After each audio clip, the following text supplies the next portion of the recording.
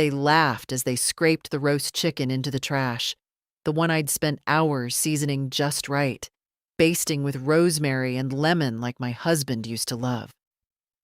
"No offense, Grandma," Marla smirked, "but we already ordered Thai." I stood there holding the empty serving platter, hands trembling slightly. Not from age, but from something colder. The laughter from the living room didn't stop. It never did anymore. They didn't notice when I stopped setting the table weeks ago, didn't care when I stopped joining them for dinner. I had become part of the furniture, silent, still, and easy to ignore. I carried the platter back into the kitchen, each step heavy. I didn't speak. Not then. Not yet. I washed the dish carefully, the way my mother taught me, with hot water and steady hands. The smell of roasted garlic still clung to the air like memory. I opened the small window above the sink, letting in the last bit of August breeze, dry and warm. The garden outside was still mine. They hadn't claimed that. Not yet. Upstairs, someone slammed a door. One of the boys, maybe Connor or Liam, my grandsons, 17 and 15. Neither one had looked me in the eye in months, too busy with their phones, with their noise-canceling headphones, with becoming someone else entirely. I dried my hands on the old tea towel, the one with faded tulips and a burn mark from the time Harold forgot to turn off the stove. He used to call them battle scars, the little marks of living. Harold would have had words for tonight, but he was buried 5 years now, and I had only my silence to speak for me. The hallway was filled with their voices as I made my way back upstairs.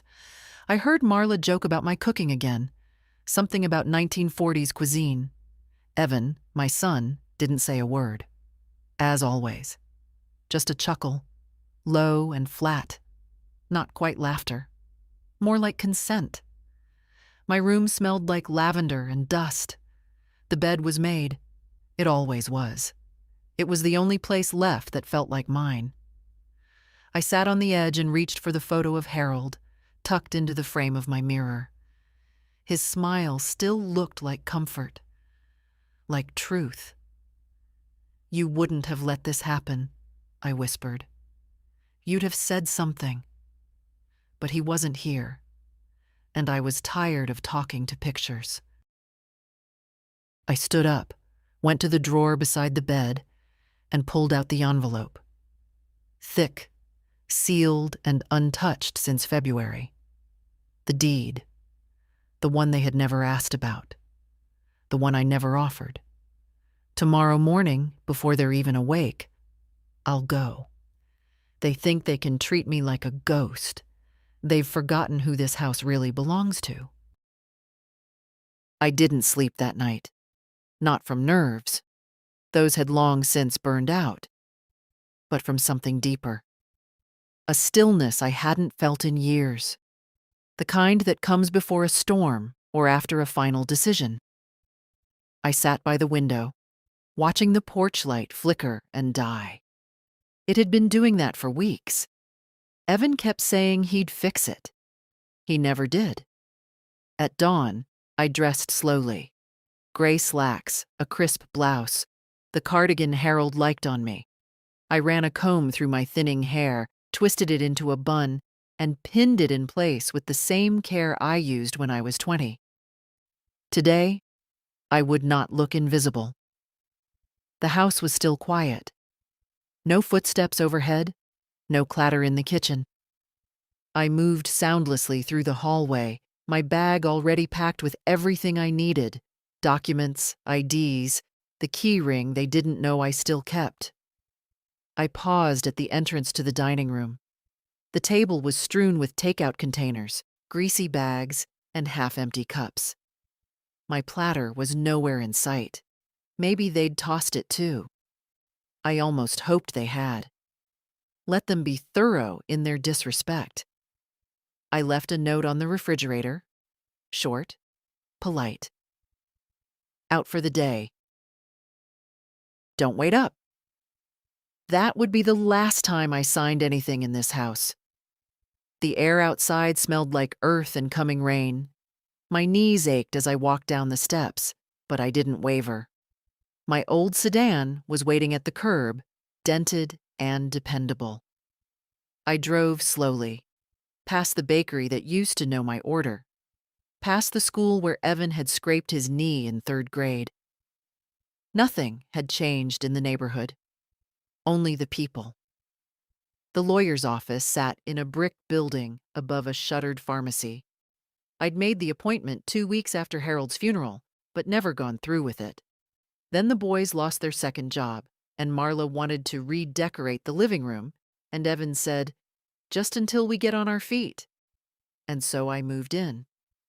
That was 4 years ago. "Mrs. Harper," the secretary greeted me. "He's ready for you." Mr. Grayson looked older than I remembered. Or maybe it was just that I finally saw him clearly. "It's good to see you again," he said. "You brought the deed?" I handed him the envelope without a word. He unfolded the papers, eyes scanning quickly. "Still in your name," he confirmed. "Fully. Your husband never added anyone else." "They don't know that," I said. He looked up, eyebrows raised. "They assume the house belongs to Evan now, because they live there, because I let them." I folded my hands. "But assumptions aren't ownership." Mr. Grayson nodded slowly. "And you're ready to transfer it? Sell? Reclaim legal control?" "I'm ready," I said. "I want to draft a notice. Effective immediately. They have 30 days to vacate the premises. I want it official. I want it to come from you." He hesitated, then leaned back. "You're sure about this?" I looked at him, steady. They laughed as they threw my food in the trash. That was enough. He began typing. Afterward, I walked 2 blocks to the bank. I closed the joint account Evan had insisted on for convenience. I opened a new one. I rewrote the beneficiary of my life insurance. I left nothing to chance. By noon, the sky had darkened. I stood outside the notary's office with the papers in hand, signed, stamped, legally binding. They wouldn't see it coming, and that perhaps was the saddest part of all. Because for years, I had let them believe they were entitled. They forgot I still had teeth, and I'd just started bearing them. The first time I carried my suitcase into Evan's house, they all smiled at me. I remember that clearly now. Their warmth, their words, the way Marla touched my arm and said, "You'll always have a place here." I wanted to believe her. I did believe her. My husband had been gone 6 months, and the walls of my own home were too quiet, too heavy. So when Evan said, "Mom, come stay with us, it'll be easier," I packed what I thought I'd need and locked the door behind me. Marla had even prepared the guest room. Fresh sheets, lavender candles, a knitted throw at the foot of the bed. "You'll be comfortable," she promised. The boys carried my boxes upstairs, joking loudly, trying to make it seem like a celebration. Evan opened a bottle of wine that night, and we sat around the table, laughing, telling stories about Harold. I thought maybe grief had given me back my family. But comfort has a way of souring. The guest room was never quite mine. The lavender candles disappeared after a week. The knitted throw ended up in the living room. Slowly, my space shrank. First, it was just my things moved around without asking. Then it was Marla knocking once before entering, sometimes not at all. "We're all family here," she said, as if that excused the intrusion. Meals changed, too.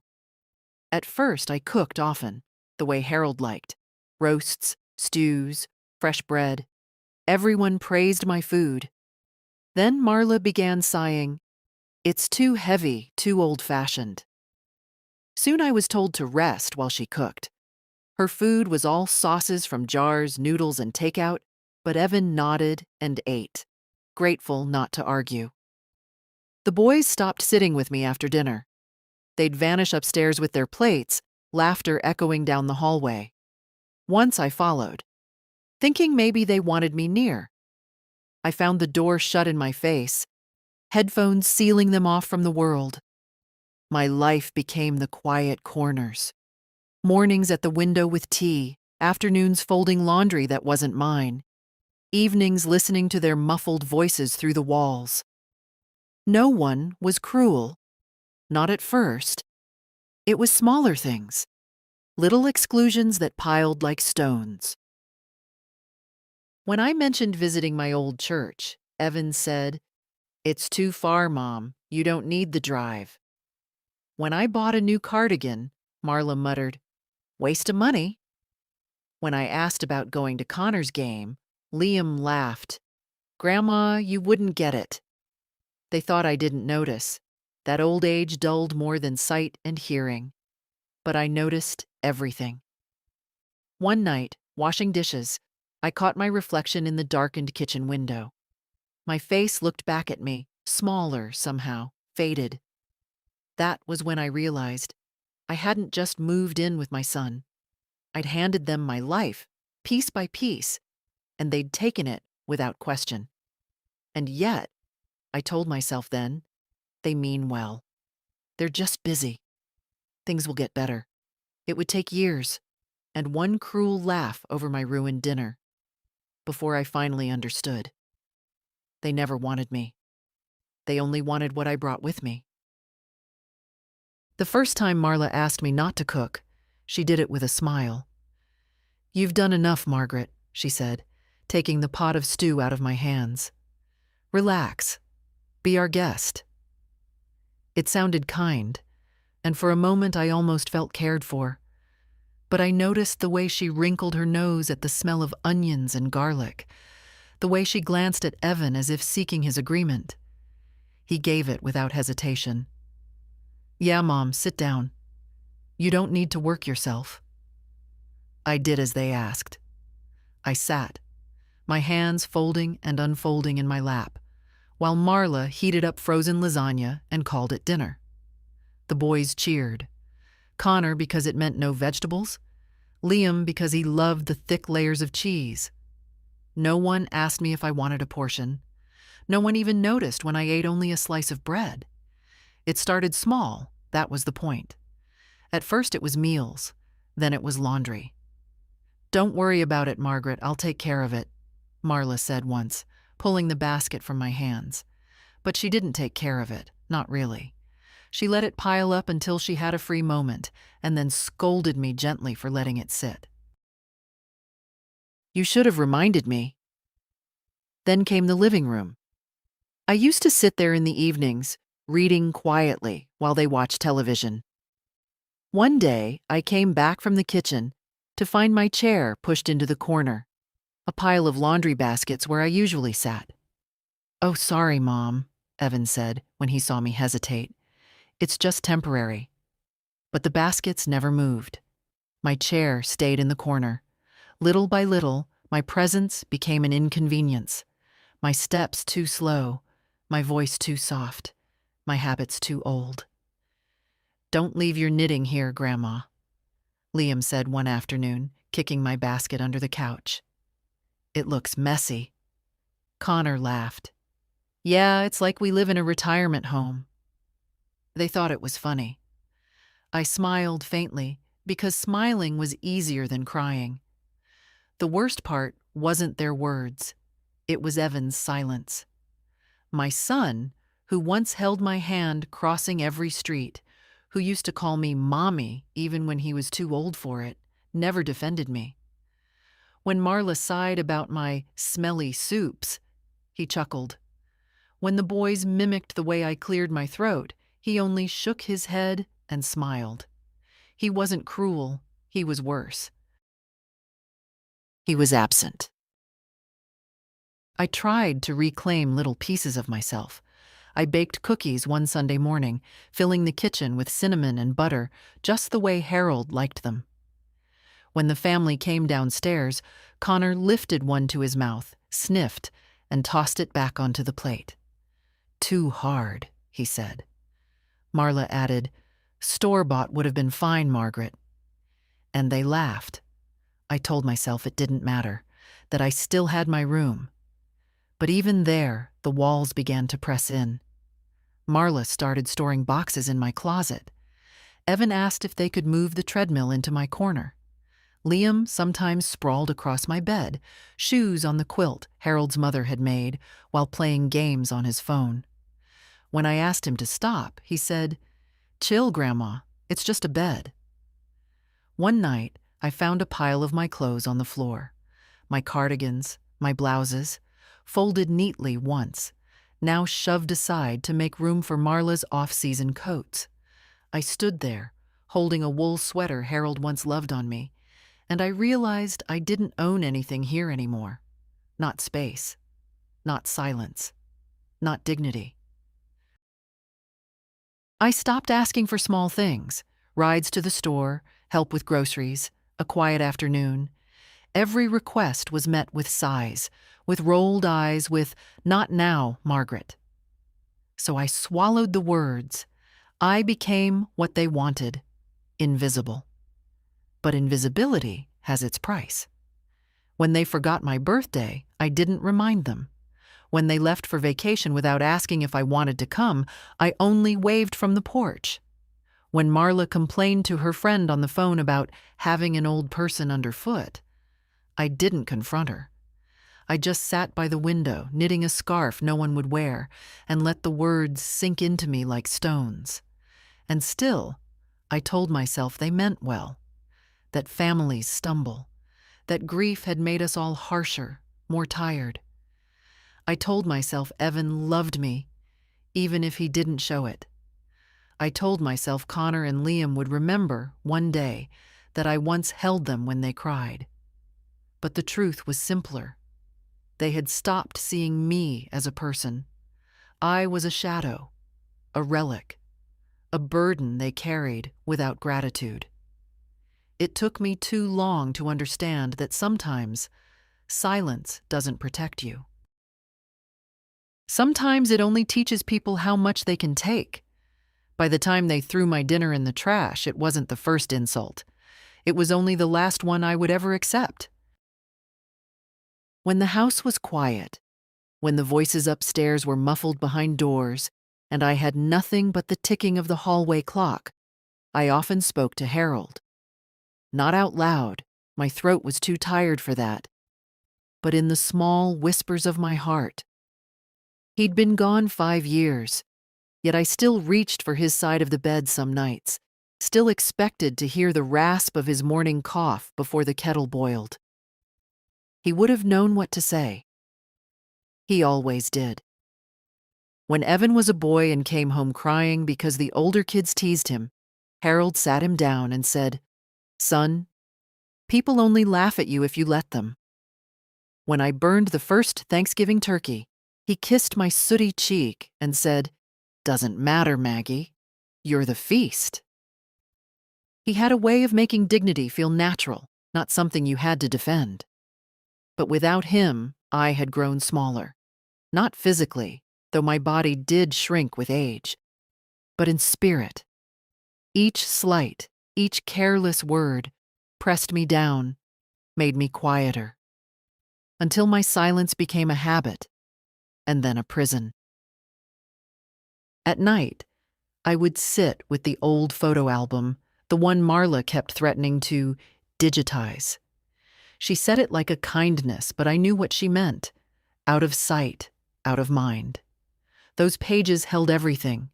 Evan's first day of school, with Harold crouching beside him, tying his shoes. My own mother, apron stained with flour, holding a cherry pie like it was a crown. The small house Harold and I bought with savings from his factory job and my sewing. That house was my kingdom once. I can still smell the lilacs Harold planted by the porch. Every nail hammered into its walls had been ours, every bill paid by sweat and sacrifice. When Harold died, everyone assumed I'd sell it. Too much upkeep for you alone, Evan had said. But I didn't. Not right away. I kept it, dusted it, talked to the walls like they were listening, until the loneliness became louder than the silence, and Evan's offer, "Move in, Mom, we'll take care of you," sounded like salvation. I remember the day I handed him the keys. He didn't look surprised, just relieved. "You won't regret this," he said. But regret was already budding inside me. Because I knew what he didn't. The deed was still in my name. The house never left me. I had tucked the papers away in an envelope, hidden deep in a drawer. Insurance, I thought then. A lifeline, if I ever needed one. Now, sitting in the room Marla called the guest room, I realized Harold's voice was the only one I trusted anymore. "Don't let them take what's yours, Maggie," he would have said. "Not the house, not your pride." I touched the quilt his mother had sewn, still stretched across my bed, though the corners sagged. Each stitch was a prayer, each square a memory of steadier hands. I thought of how Marla's coats now crowded my closet, how Connor's sneakers sometimes landed on this very quilt, and how none of them seemed to notice the insult. It was in those moments I understood something sharp. Love without respect is only dependency. They didn't love me. They needed me, or rather, what I carried. My pension, my patience, my silence. But silence has an end. I folded the quilt carefully, smoothing the creases as though preparing it for travel. My fingers brushed over Harold's face in the framed photo on the nightstand. "I've been patient long enough," I murmured, in the kind of voice that carries more weight than shouting. For years, I had begged quietly for scraps of kindness. A thank you, a hug, a seat at the table. And when those things never came, I convinced myself they might tomorrow. But Harold's eyes in that photograph told me the truth I had been avoiding. Tomorrow never comes for those who don't claim it. That night, I did not pray for patience. I prayed for strength. Strength to remind them who I am. Strength to stop being their afterthought.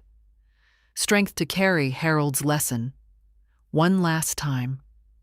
People only laugh at you if you let them.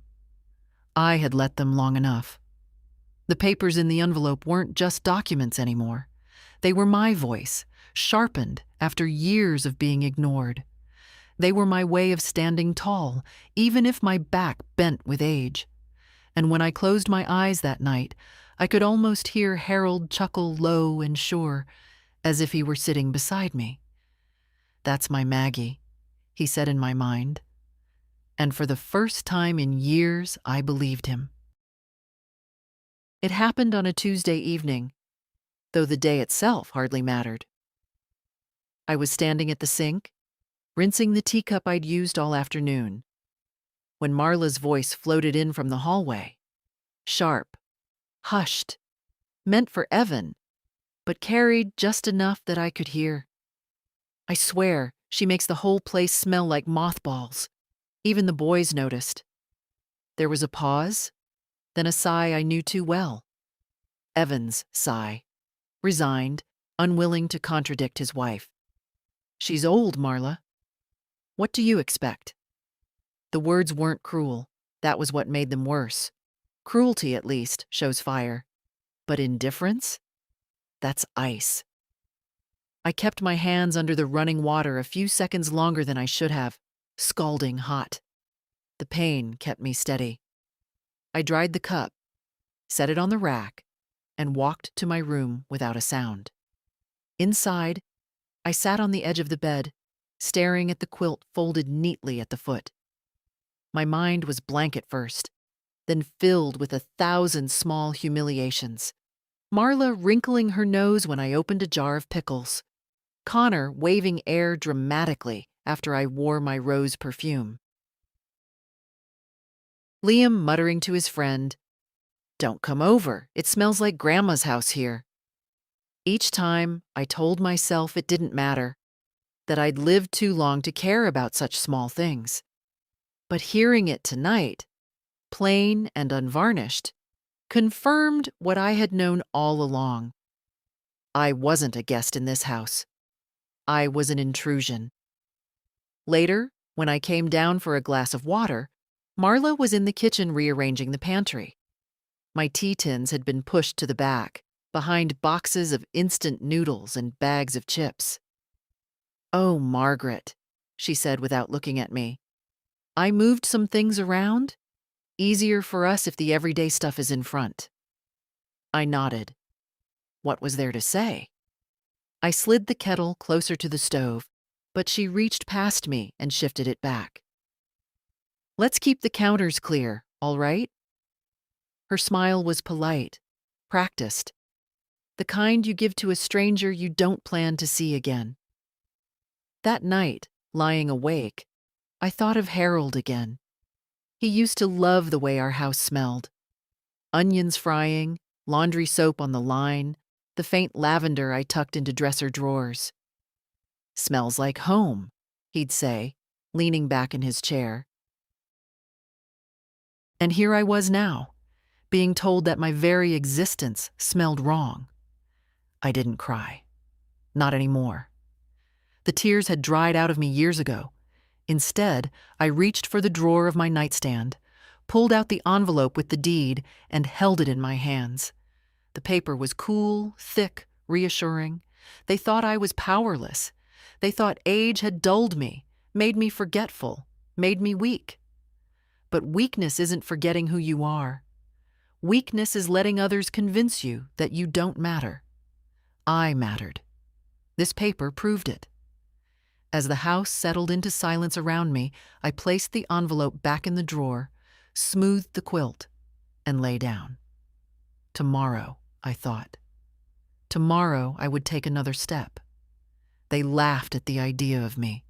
They dismissed me as a smell, a shadow. But shadows, when they rise, can block out the sun. The grocery store had always been my territory. I knew its aisles like old friends, where the best apples were stacked, where the butcher cut meat just the way Harold liked, where flour was cheapest if you reached for the bottom shelf. For years, shopping was my way of caring. Feeding my family was never just about food.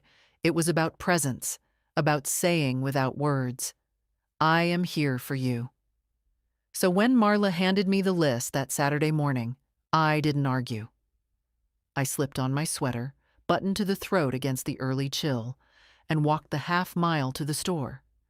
The boys had the car, Evan was busy, and Marla didn't bother to offer me a ride.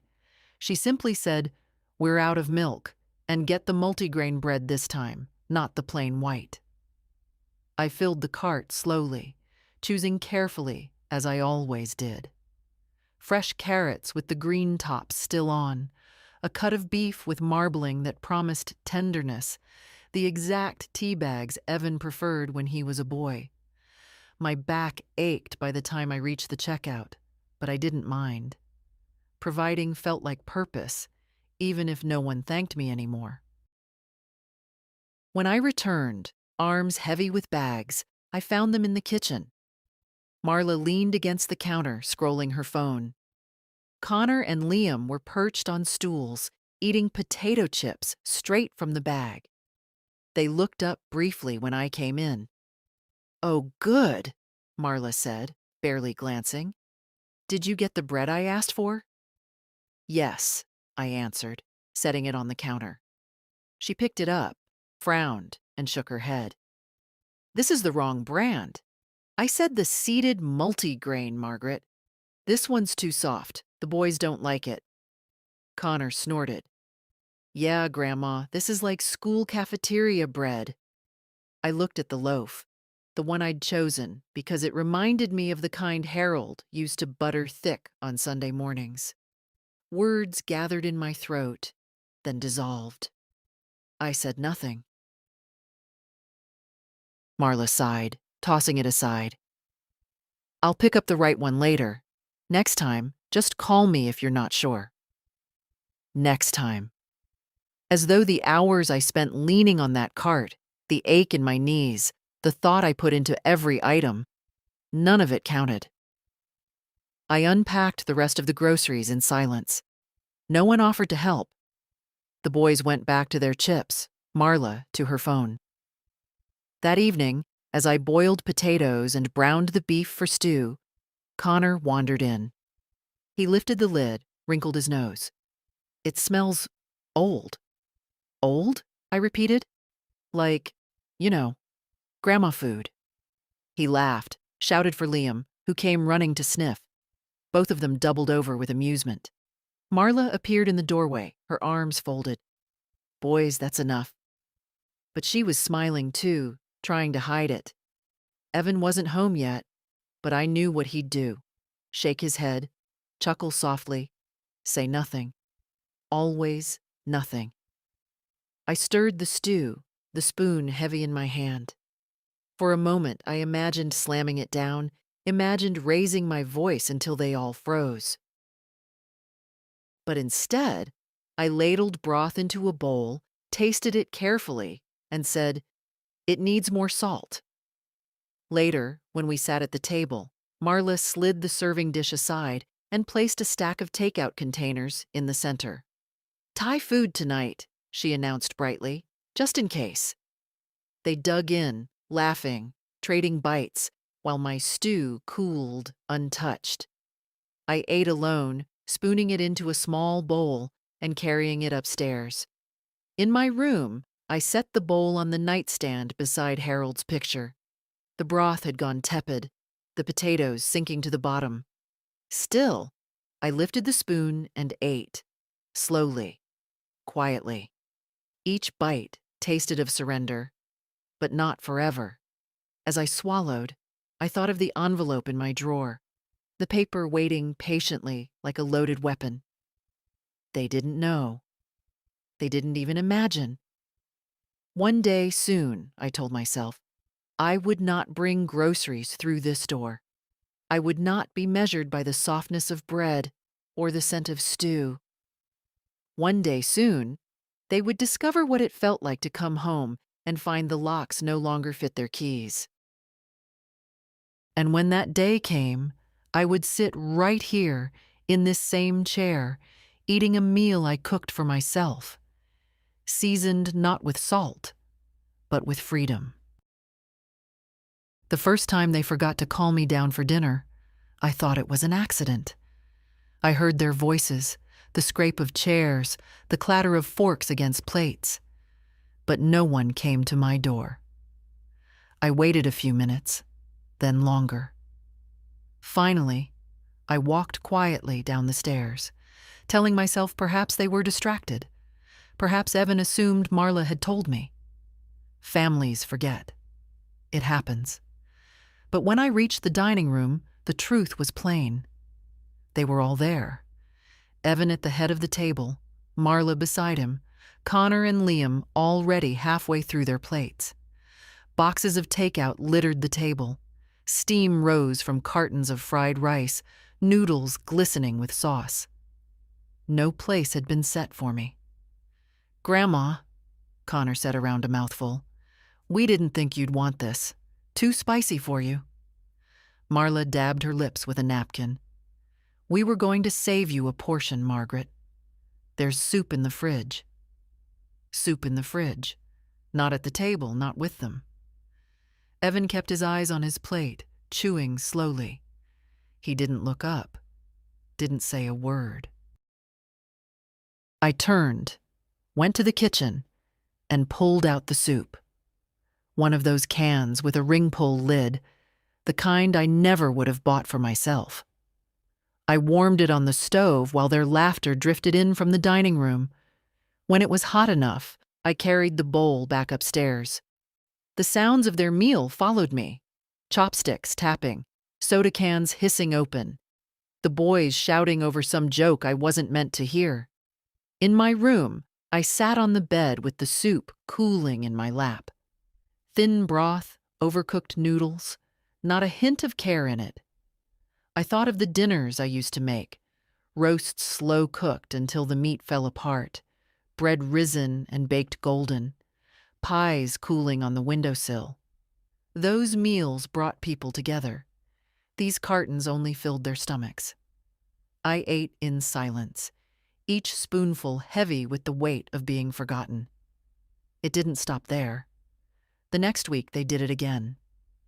This time I went down early, hoping to be part of things, but Marla was already setting the table for 4. "Oh, Margaret," she said quickly, "I wasn't sure if you'd be hungry. We ordered Chinese again." Her smile was thin, apologetic. But she didn't add a 5th plate. She didn't ask me to sit. I went back upstairs.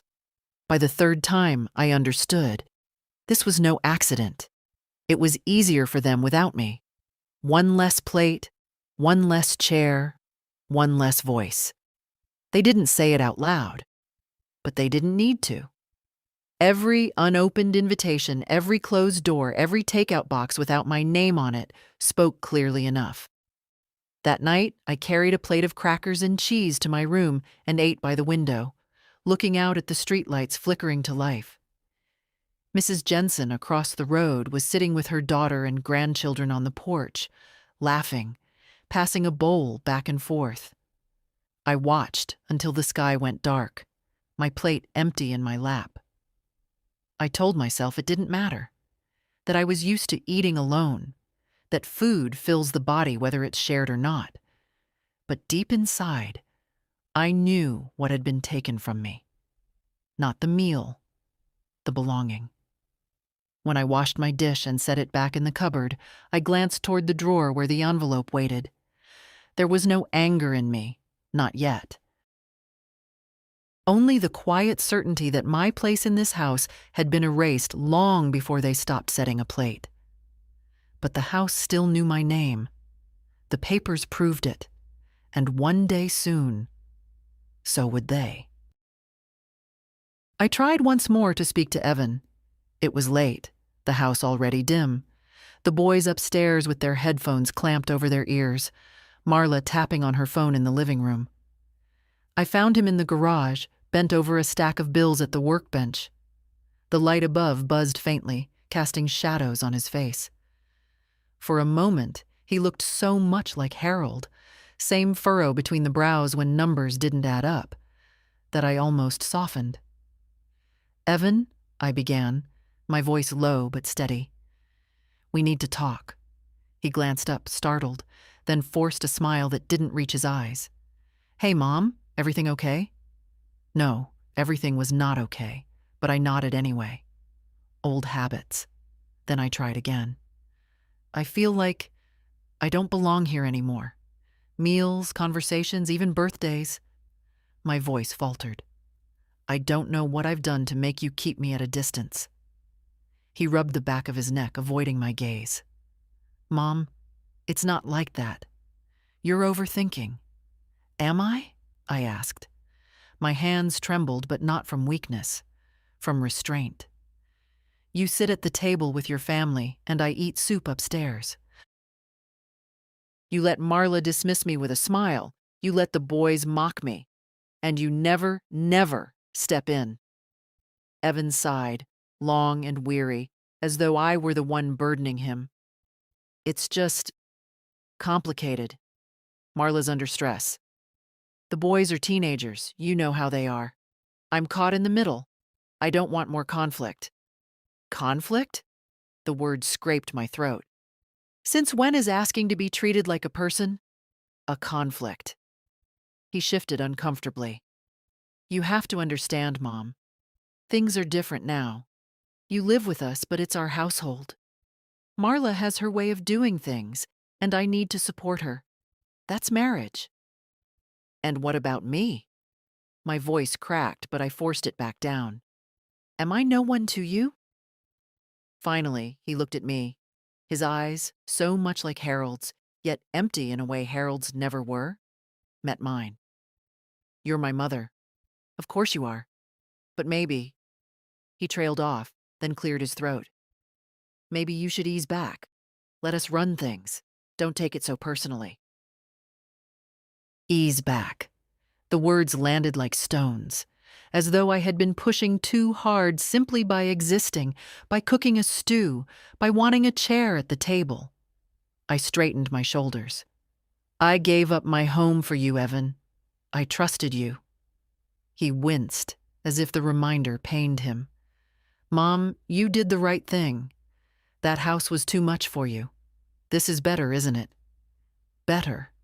Alone in a room that smelled of lavender and dust, while laughter rose from downstairs. I didn't argue. What was the point? He had made his choice. Peace with Marla over dignity for me. So I left him there, surrounded by his bills, his silence, his sighs. I climbed the stairs slowly, each step echoing louder in my ears than it should have. In my room, I closed the door carefully, sat on the edge of the bed, and breathed. I had tried. I had asked for nothing but recognition, and even that was too much. The next morning, Marla avoided my eyes. Evan left early. The boys brushed past me without a word. Life went on, as though our conversation had been erased overnight. But it had not been erased for me. It was carved into me. That evening, when I made myself tea, I opened the drawer and touched the envelope again. The paper inside was cool, solid, mine. I pressed it to my chest, listening to the steady beat of my heart. Evan thought I had nothing left, that I was cornered, dependent, grateful for scraps. He thought wrong. If I was invisible to them, then I could move unseen, quietly, deliberately. They would not hear me shout, nor see me beg. They would only feel the floor shift beneath their feet when it was too late to stop it. That night, I slept soundly for the first time in months. Because I knew, with a clarity sharper than grief, sharper than hunger, sharper than age, I was done asking. From now on, I would be the one giving answers. I woke before dawn, as I often did, the house still wrapped in silence. I moved slowly, letting the boards creak under my feet just enough to remind myself this place was still mine. The kitchen was dim, the clock above the stove ticking steadily, the sound of a house pretending it belonged to someone else. That morning, I decided to try one last gesture. Not for them, not really. For myself. A reminder that I still had something to give, even if they no longer wanted it. I pulled out the recipe Harold had loved best, roasted chicken with rosemary and lemon. It wasn't written down anywhere. I carried it in my bones. I peeled the potatoes the way my mother taught me, thin enough not to waste, thick enough to hold their shape. The smell of garlic filled the air, warm and sharp, a memory of Sunday dinners when laughter had been real, when Evan used to lick the spoon before I swatted his hand. By mid-afternoon, the house smelled like home. My kind of home, not theirs. I set the table myself, laid out the good plates Marla kept tucked away for special occasions. I ironed a tablecloth from the back of the closet, the one with faint wine stains that told stories of old Christmases. For the first time in years, the dining room looked ready for family. When they came in, the boys from school, Marla from errands, Evan from work, they stopped short in the doorway. "What's all this?" Evan asked, his voice uncertain. "Dinner," I said simply, wiping my hands on a towel. "A proper one. Sit down." Connor sniffed the air. "Smells heavy." Marla smiled tightly. "Margaret, you didn't have to." "I wanted to," I interrupted. My voice was calm, steady. "Now sit, while it's hot." Reluctantly, they did. I carved the chicken, passing slices with potatoes and carrots, pouring gravy that shimmered in the light. For a moment, just a moment, it felt almost right. Evan tasted a bite, chewed slowly, then gave me a small nod. "It's good, Mom." But Marla only picked at her plate, and the boys pushed food around with their forks. The silence stretched thin, every clink of cutlery sharp against it. Finally, Connor broke it. "Do we have to eat this? We already ordered Thai?" Marla laughed softly, trying to smooth it over. "The boys aren't used to this kind of meal, Margaret. It's different for them." I watched as Liam slid his plate away, muttering, "Nobody eats like this anymore." And then, the sound I had dreaded. The scrape of chairs, the shuffle of plates lifted, carried not to the sink, but to the trash. Connor dropped the first piece of chicken into the bin with a careless flick. Liam followed, giggling. Marla sighed, almost theatrically, as if to say, "You see how hard it is for me, too." The smell of rosemary and lemon lingered in the air as my food hit the garbage. The dinner I had poured my love into, reduced to scraps among coffee grounds and wrappers. I stood there, dish towel in my hand, watching. Not a word left my lips. Evan caught my eye then. For a second, I thought he might stop them.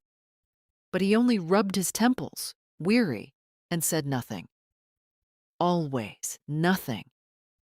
Laughter rose from the boys as they pulled cartons of noodles from the bag Marla had set on the counter. She joined them, chopsticks clicking, her voice light and cheerful. I washed my hands in the sink, the water running hot, steady, almost scalding. My reflection in the window stared back at me, pale but unbroken. That night, upstairs in my room, I sat on the bed with Harold's photograph in my hands. "You wouldn't have let this happen," I whispered. But even as I said it, I knew he didn't need to, because he had left me the strength to do it myself. I opened the drawer, pulled out the envelope, and laid it on the quilt. The paper inside held no warmth, but it held something stronger: authority. They thought they had thrown away my dinner. They didn't know they had just thrown away their home. And soon enough, I would remind them whose name was written in ink on those walls. I didn't storm out of the house that night. I didn't slam doors or raise my voice. No. Silence was sharper. They were laughing downstairs, the scrape of takeout cartons and soda fizzing, while I folded the envelope into my handbag with steady hands. I had already decided. The next morning I left before sunrise. The street was quiet, mist clinging low over the lawns. My shoes tapped the pavement, my knees aching, but I didn't slow. The lawyer's office opened at 8. I was there at 7:30, sitting on the bench outside, the deed pressed against my palm like a heartbeat. Mr. Grayson looked surprised to see me so early. "Mrs. Harper," he said, ushering me inside. "Have you thought more about what we discussed?" "I don't need to think," I told him. My voice didn't shake. "I need papers drawn up, a formal eviction notice, 30 days, no loopholes." He studied me for a moment, then nodded. "I'll draft it today." "Not today," I corrected. "Now." He must have heard something in my tone, because he didn't argue. The typewriter clattered, his pen scratched, and an hour later, the notice lay before me. Legal language, neat and cold. Vacate the premises. Failure to comply will result in legal action. I signed with a hand that hadn't felt that firm in years. From there, I went to the bank. The young clerk smiled politely until I explained what I wanted. "I'd like to remove my son's name from my accounts, effective immediately, and I want new checks issued in my name only." She blinked. "Mrs. Harper, are you certain?" "Yes." I leaned closer, lowering my voice. "Do it quickly. Don't call my house. Don't send a letter. Send everything here to the branch. I'll collect it myself." Her pen moved fast. Within minutes, Evan's quiet siphon of my funds was finished. I left the bank with my chest lifted higher than it had been in years. Each step home felt lighter, though I knew what awaited me. They would laugh again tonight. They would brush me aside. They would call me old, out of touch. Let them.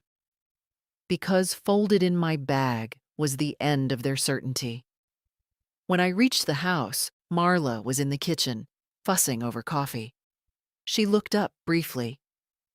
"Out for a walk?" "Yes," I said, setting my bag on the counter. "A walk."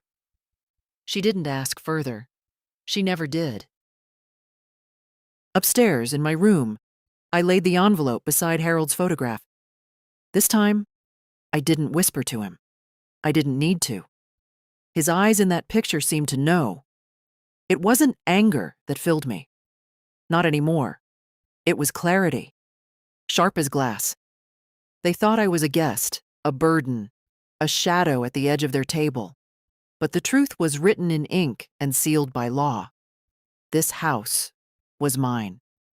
And soon, very soon, they would learn what it felt like to be unwanted under their own roof. The papers were ready by Friday.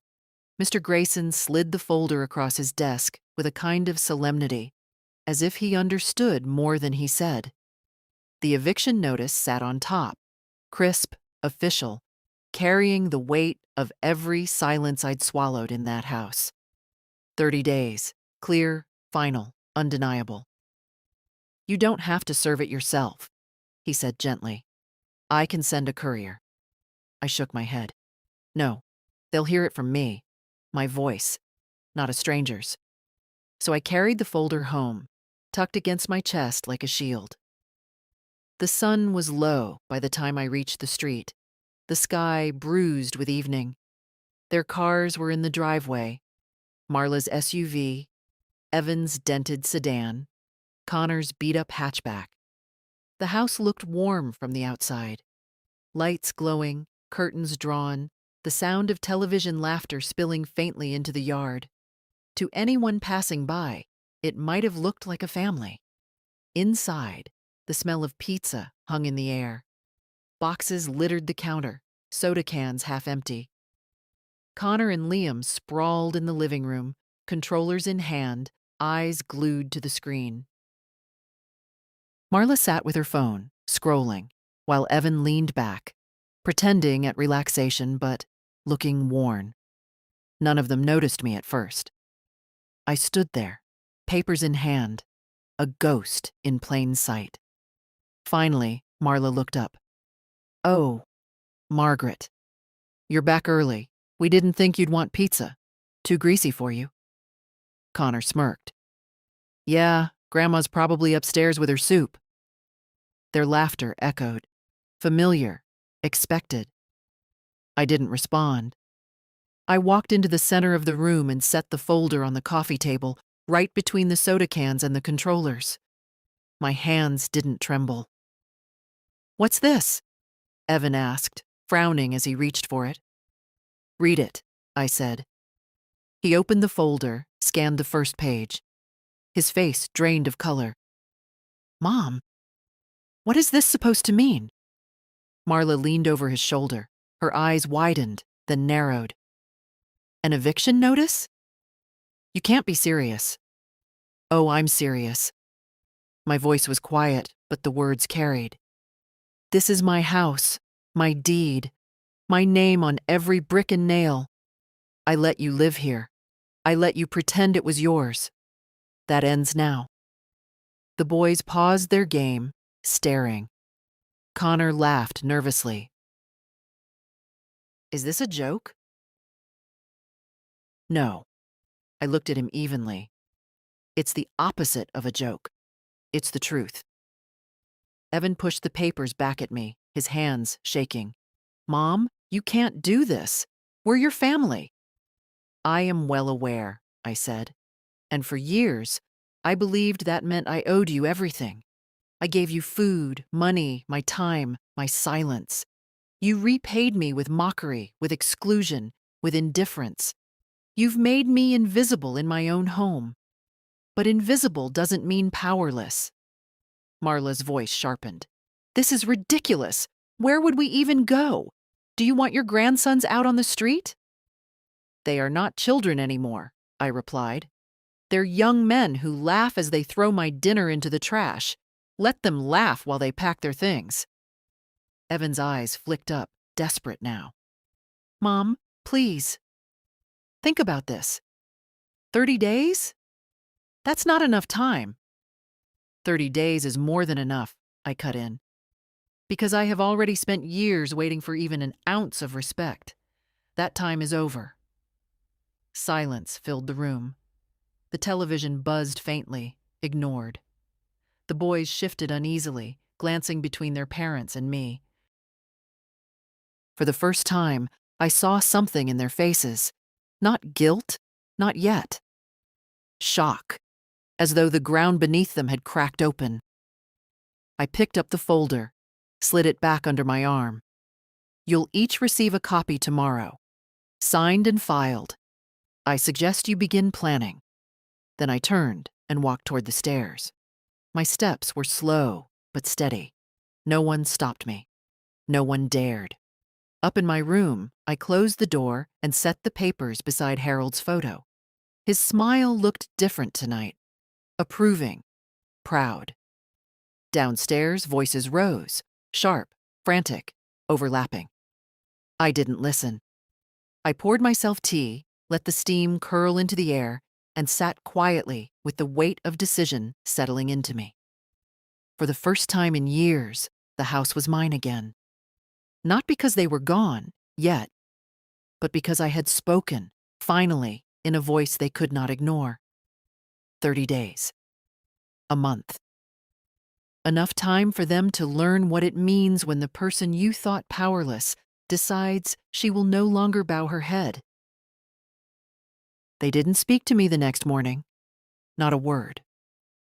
The boys left early, slamming the door as if to remind me I was unwelcome. Marla clattered around the kitchen louder than necessary, her silence a performance, each cabinet door shut with a little more force than the last. Evan lingered by the coffee pot, staring into his mug, then left without so much as a glance in my direction. I ate breakfast alone at the table. My breakfast, not theirs. Toast from bread I had chosen, butter spread carefully, tea brewed just the way Harold liked it. For the first time in years, the quiet didn't feel heavy. It felt rightful. By afternoon, Evan knocked on my door. His face was pale, drawn, the lines deeper than usual. Mom, he began softly, we need to talk. I closed the book I had been reading and looked up. Yes. He stepped inside, closed the door behind him. About last night. You blindsided us. Did I? I asked. My voice was calm. Or did you blindside me when you let your family treat me like a nuisance? When you laughed as they mocked me? When you let them eat while I sat upstairs alone? His shoulders slumped. It's not that simple. It is exactly that simple, I said. Respect is never complicated. He rubbed his face, exhaled hard. Marla's furious. She says this isn't fair, that you're punishing her and the boys. They don't deserve. They deserve, I interrupted sharply, to face the consequences of cruelty. They threw my food in the trash, Evan. Food I made with care. And you laughed with them. Tell me, what did I deserve in that moment? He had no answer. His silence was louder than words. I leaned forward, my voice low but firm. This house was built by me and your father. Every brick, every bill, every year of sacrifice, it came from us. You live here because I allowed it.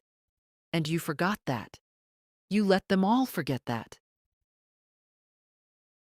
For a moment I thought I saw shame flicker in his eyes, but it passed too quickly. He shook his head. So what now? You really want us gone in 30 days? Your own son? Your grandsons? I felt my chest tighten, but I did not bend. Yes, because my own son forgot what it means to be family. You think being my child gives you a right to take and take without giving back. You are wrong. He opened his mouth, then closed it again. He looked suddenly small, like the boy I once held on his first day of school, terrified of the world. But the boy was gone. This was a man who had chosen silence over loyalty, comfort over courage. When he left, the door shut softly. Not a slam. Not yet. That evening, I heard their voices downstairs, low, urgent, angry.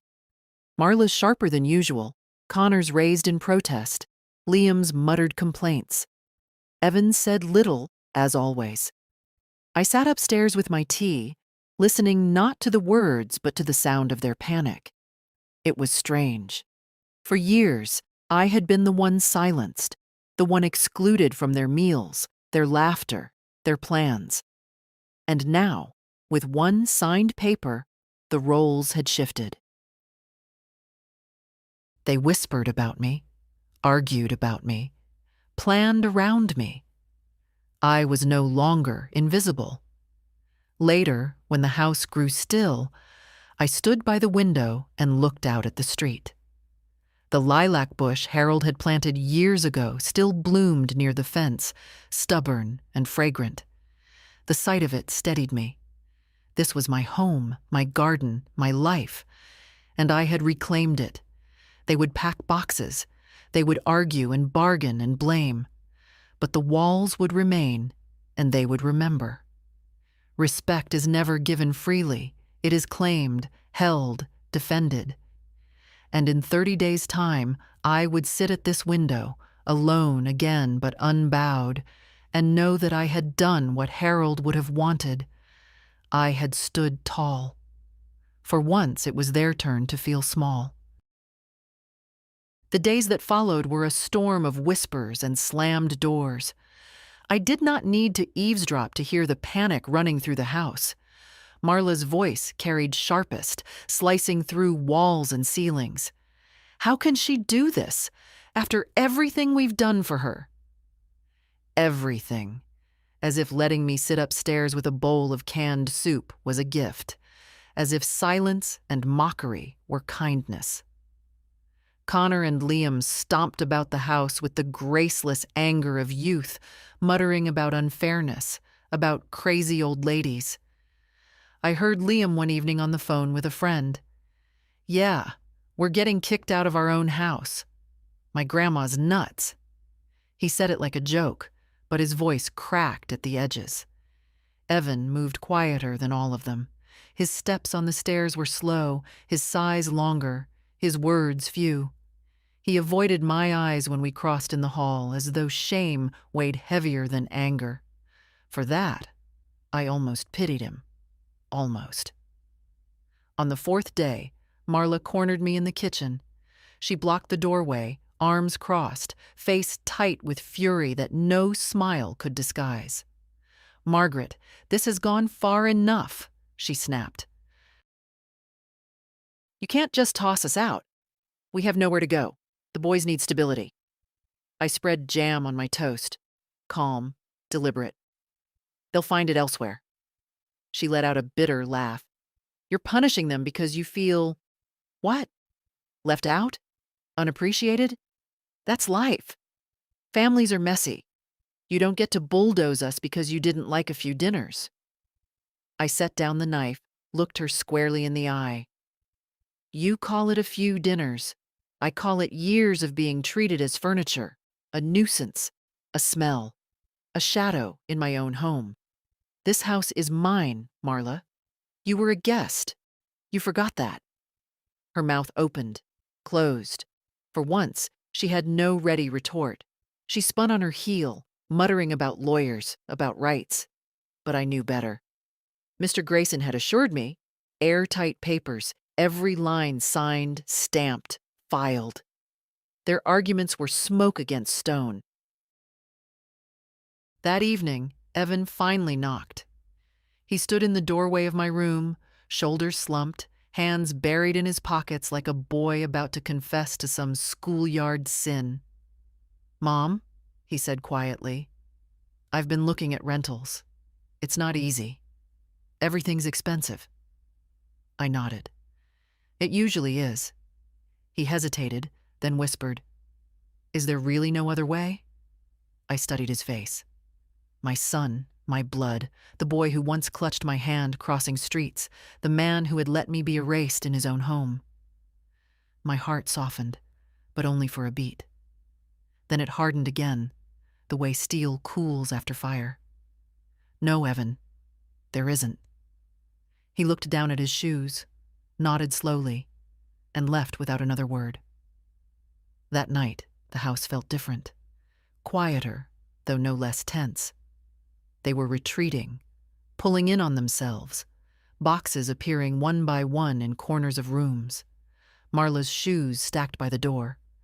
Connor's posters rolled and rubber-banded, Liam's books piled clumsily. I moved through it all like a shadow, the reverse of the ghost they had made me. This time, I was not invisible. I was the gravity pulling them out, forcing them to face a life without the roof they had mocked me under. When I lay down to sleep, I looked again at Harold's photograph. His eyes seemed to hold mine longer than usual, steady, approving. "Almost done," I whispered. Almost. For the first time in years, my dreams were untroubled. No laughter at my expense, no slammed doors. Just the image of lilacs in bloom and the knowledge that soon the house would be mine in more than name. Soon, the air would carry only the scent of rosemary, lavender, and freedom. The 30th day arrived without ceremony. No sudden storm, no shouting match, no apology offered too late. The house was stripped bare in places now. Walls pale where posters had once hung, closets emptied of Marla's coats, counters cleared of clutter. Their voices were thinner, too, brittle with exhaustion. I watched them move, box by box, through rooms that had once been filled with laughter I wasn't invited to join. Connor carried out his sneakers and video games, muttering under his breath. Liam dragged a suitcase that banged against each stair. Marla barked orders, sharp and impatient, her eyes red from nights of whispered arguments. Evan said little, as always, his face gray with the weight of what he'd lost. I did not interfere. I did not gloat. I simply sat at the kitchen table with a cup of tea, the same way I had sat through countless evenings of exclusion. Only this time, it was not me who was invisible. It was them, fading out of a life that had never truly been theirs to claim. At one point, Evan paused in the doorway. He looked at me, his mouth opening as if to speak. For a heartbeat, I almost saw the boy he once was. The boy who ran to me after school with scraped knees. The boy who clutched my hand so tightly at his father's funeral. But the man standing there had chosen silence too many times. Whatever words he wanted to find, they never came. He lowered his eyes and carried the last box to the car. When the door finally closed behind them, the house exhaled. The air felt lighter, the silence not heavy but clean, like the pause after a hymn ends. I walked through each room slowly, touching the walls, the banister, the worn wood of the dining table. This was not an empty house. It was mine again. Every nail, every board, every memory.